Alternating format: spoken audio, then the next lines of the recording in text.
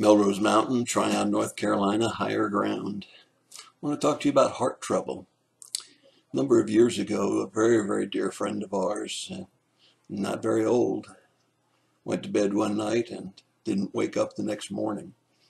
Didn't have any history of heart problems, but some kind of a virus attacked her heart. It was a shock to everyone. And just today, as some workers were working here at the house, one of the fathers called one of the men that was working here and said, "My son is gone. He didn't wake up this morning. He was dead." Heart problem. In Hebrews chapter 3, it talks about a heart problem, but a different kind, not a physical heart problem, a hardening of the heart. Hebrews 3:7 says, the Holy Spirit says, "Today, if you hear his voice, do not harden your heart as when they provoked me in the day of trial in the wilderness." You know, God is patient, God is loving, God is kind, but God also is just, and he won't continue to hold back forever.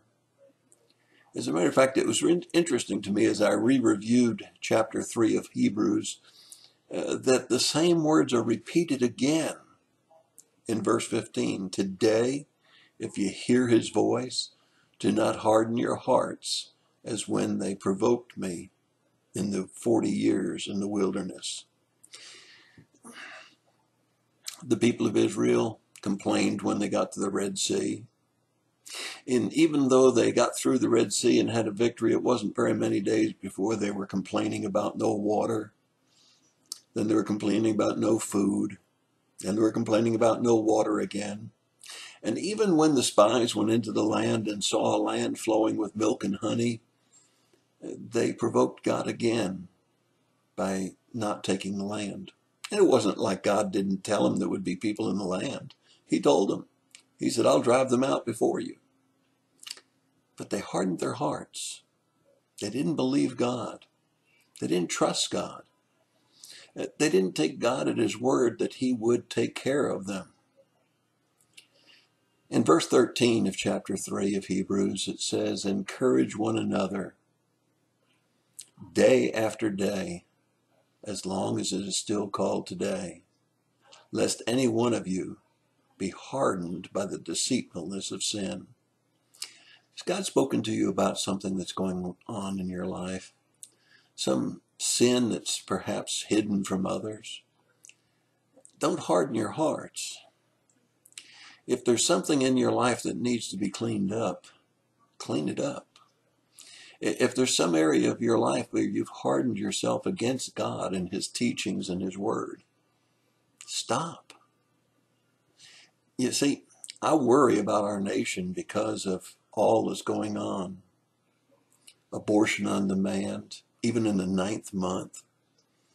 Continued sin, calling what God says is sin, calling it right. Even to the point that it looks like the Supreme Court justices will say that it's okay. Don't harden your heart. You may have a real heart problem that you know about. Not a physical heart problem, but a hardening of the heart. Now, what did God do, according to Hebrews chapter 3, to those people that hardened their hearts against him?